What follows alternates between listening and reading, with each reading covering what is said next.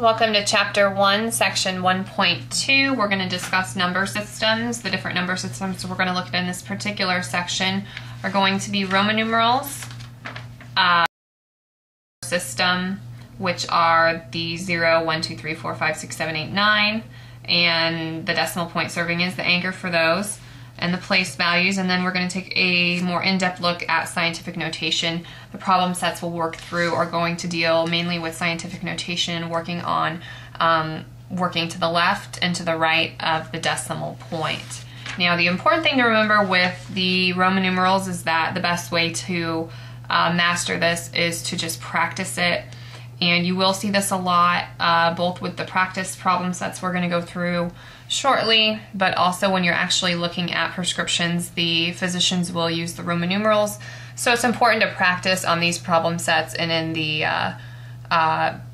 study partner CD and the practice test at the end of the chapter.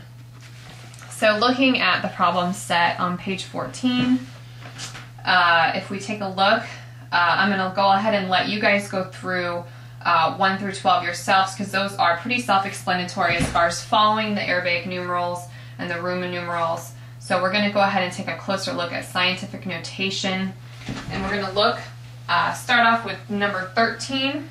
Using the following number, list the quantity of each numeral in the named places. So the number we're looking at is 92,375.046. So number 13, we're looking at the 10th, and that's TH. The TH is what you're always looking for when you are working to the right of the decimal. We have the tenths, the hundredths, and the thousandths. Those are all with the TH. So that's how you know that you're looking to the right of the decimal if you are working with TH. So for number 13, we're looking at the 10th TH place, and that is going to be 0. Now if we look at number 14, we're looking at the 1000th TH place, tenths, hundredths, thousands, so that's going to be 6. And then number 15, the 100 DS place, and that is going to be 300. So it's pretty straightforward. It's just a matter of working to the left or to the right of the decimal point. Okay, so we're going to look at number 16. State the place value of the underlying digit. So the number is 18,240.6. And our underlying digit is the 2. So we know that that is hundreds DS. Number 17. Okay. 7.2391. Our underlying digit is right here. So we are working to the right of the decimal point, so we are dealing with TH, and that is the hundredths.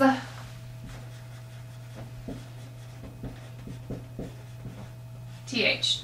Tens, hundred, thousands. Alright, so it's pretty straightforward, just a matter of practicing to get comfortable. Alright, if we flip to page 15, we're going to start writing numbers using without scientific notation and using them with scientific notation. So if you look at number 21, we have 6.8 times 10 to the 4th. So 6.8, and we are going to go 4 to the right because it's a positive. So 1, 2, 3, 4, and then we're going to fill our zeros in. That is the easiest way I can teach you to do it. And so this is where the decimal is at now. So 3 to the right is our comma, so 68,000. Alright, so let's look at the next one. Number 22. 1.87 times 10 to the 6th. 1.87. We're going to go 6 to the right because it's positive. 1, 2, 3, 4, 5, 6. And there's our decimal. And fill in the zeros. So now it's 1,870,000. Let's look at one where we're going to go the other way. Number 24, 8.4 times 10 to the negative fourth. So since it's negative, we know we're going to go to the left. 1, 2, 3, 4 decimal. So now it is 0.00084.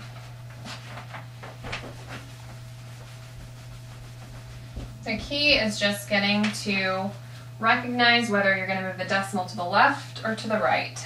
Number 25, 7.68 times 10 to the negative third. 7.68, and it's negative, so we're going to go to the left. 3. 1, 2, 3. And you can always put the 0 in front if you feel comfortable doing that. That's just a preference, whether you like to do that or not.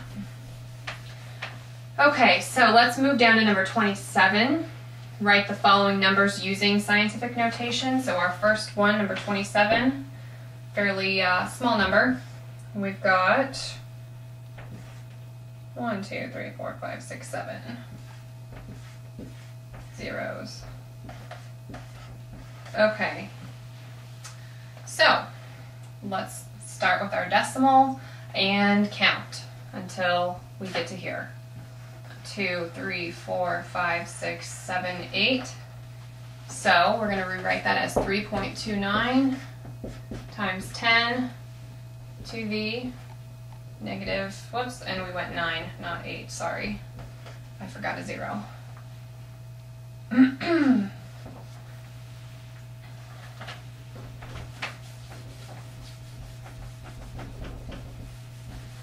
Okay, let's look at 28.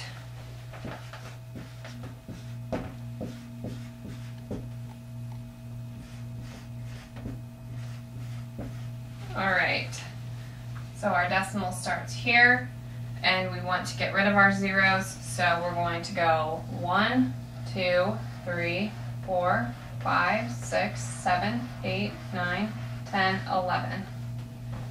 3.9 times 10 to the 11th, and that's positive because it is a positive number. The decimal is going to the left. All right, let's look at a couple of the application questions. Number 33, a patient is to take VIIS tablets 3 times daily. How many tablets must be dispensed to last 7 days? All right, so looking at the Roman numerals, we know that V stands for 5, and each one of these is 1. SS stands for 1/2, so we've got 7.5 tablets. They're taking it TID, which is 3 times a day. So if we multiply those together, take that times 7 days, we get 22.5 tablets.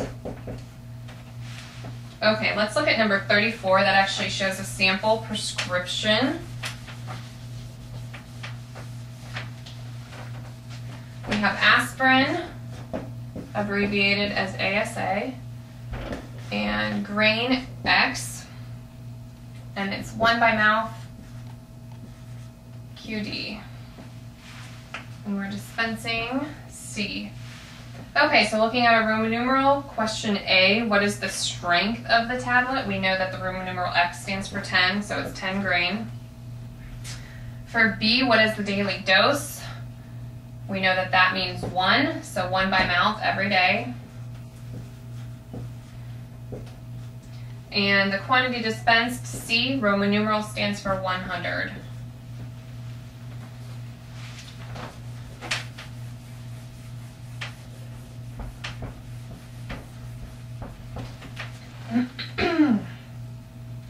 Okay, let's look at number 36. Erythromycin.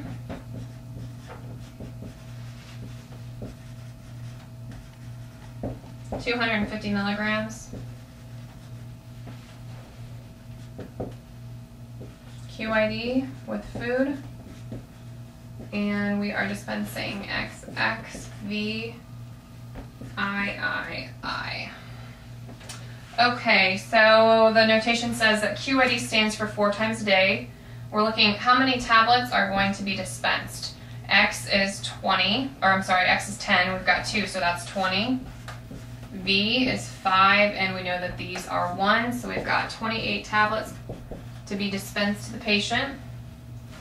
And recognizing that QID means 4 times a day, this is 1 tablet, so we've got 4 tablets a day.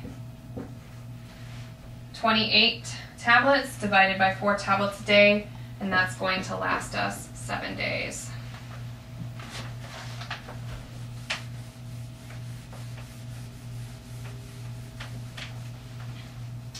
Okay, number 37. Glucotrol, 5 milligram tablets.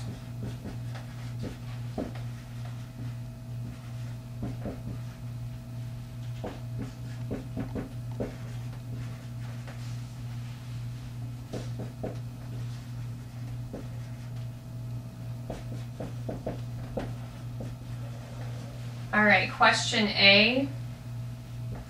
We want a 30-day supply. Can't forget that. How many tablets are taken each day? Okay, well, we've got 2 in the morning, 1 at lunch, and 2 at night, so that's 5 tablets a day.